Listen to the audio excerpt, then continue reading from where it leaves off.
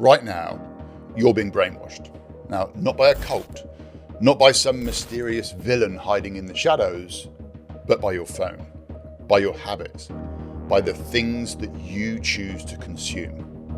But here's the thing, you're the one doing it to yourself. Now, maybe you think I'm another one of those crazy conspiracy theory wackos, or maybe you're slightly intrigued by my opening claims, but my goal over the next few minutes in this video is to share a few thoughts around the psychology of self-brainwashing, why it's not always bad, and how it's quietly shaping your confidence and the way that you communicate without you even realizing it. So here's a sciencey bit, but please stick with me because this is fascinating. So there is a neuroscientist, and you may have seen her speaking on podcasts, called Dr. Lisa Feldman Barrett. And she wrote about something in her books. In actual fact, there is one of her books. She's written many, but there is one of them. Fantastic books, awesome on podcasts. Highly encourage you checking her out. But she shared something that is pretty crazy. And that is your brain, it isn't reacting to the world, it's predicting it. So what do I mean by this? Every feeling, every decision, every bit of anxiety or maybe even confidence that you experience, it is your brain recalling the past and then predicting or guessing what is about to happen next. So basically think of it like this. Your brain is like that one friend who thinks that they know the end of the film before you've even got to the second scene. Yeah, you know the kind of friend. That ain't no man! You can see her real hair right there! Do you mind? And you know what helps your brain make those guesses or predictions? It's repetition. The stuff that you feed it over and over again. So what you watch, what you listen to, the conversations that you have, and the content that you scroll through at 11:37 p.m. when you're meant to be asleep. So here's where it gets a little bit spooky. That algorithm that you keep hearing about.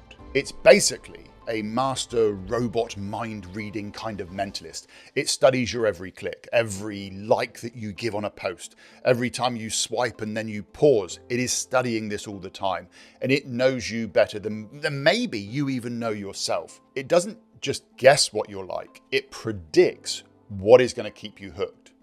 And even if that thing is making you feel insecure, inadequate, or not good enough. You see, the algorithm's goal is not your happiness. The goal is your attention. And just like in magic and mentalism, it is all about misdirection. Make you look one way while the trick happens somewhere else. In this case, the trick is happening inside your brain. Here's the thing though, brainwashing, it isn't always sinister. In fact, you brainwash yourself all of the time. That inner voice, the way that you respond to feedback, whether you shrink in meetings or whether you find the confidence to speak up. That is a form of brainwashing too. But most of us are doing it unconsciously. So my mentor, Chase Hughes, he's got a great model based on the word FEAR, so F.E.A.R. Now, if you've done any personal development work in the past or you've read any self-help books, then you may be instantly thinking false evidence appearing real. And that is your brain making a prediction, by the way. However, Chase uses this acronym, if I can even get the word out properly, Chase uses this acronym to explain brainwashing, and it stands for focus, emotion, agitate, repeat. That is how you program or brainwash a belief into someone's brain or your own brain. And this is what social media is doing all the time. It is using the exact same formula. It gets you to focus on something that is emotionally charged. It then stirs you up and it then repeats it until you believe it. And I'm hoping now that this is all starting to sound very familiar. So Jim Rohn said, we become the average of the 5 people that we spend the most time with. Now, Jim Rohn said this before TikTok, before Instagram, before we were consuming strangers in 30-second clips that we never question or contextualize. But today, those 5 people, they might be people that you've never even met. It could be a fitness influencer, a guy yelling out on LinkedIn. It could even be the toxic ex that you still follow for some reason. You really know why. And look, while I say you become the average of the 5 people, it's more than that in reality. So your communication style, your self-talk, even your confidence, it's all being shaped by what you consume. and who you are surrounded by. You are literally building your identity on the highlight reels and the 15-second bits of wisdom of complete strangers. So after all of this doom and gloom that maybe it feels like I have left you with inside this video, there is some good news, and that is that you can take the steering wheel back. Now, I am going to say that you're not going to stop being influenced. None of us can, but you can decide who gets access to your mind. And I want you to remember that word, decide. So you can't opt out of brainwashing, but you can opt into the kind that serves you. The kind that builds your confidence, the kind that strengthens your voice, the kind that sharpens your presence. Now, so I'm not saying ditch social media completely.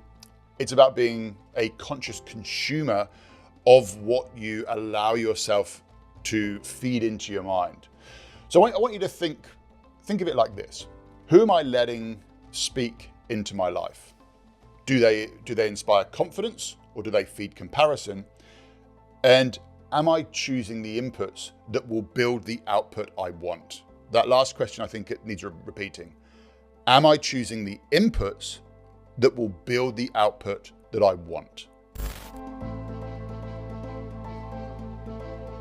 So all this said and done, and maybe it might seem like I've been a bit doom and gloomy in this video, if I was coaching you now, my advice would be to start brainwashing yourself on purpose. So fill your feed, fill your life, fill your thoughts with people and ideas that make you stronger. Because whether you like it or not, you are being programmed. But the question is who is writing the code? So I'd love to know in the comments below, what's one change that you're going to make to be more intentional with what you let inside your brain? And I want to leave you with this one final thought. Who you become is shaped by the voices that you let in. Just make sure that one of those voices is yours.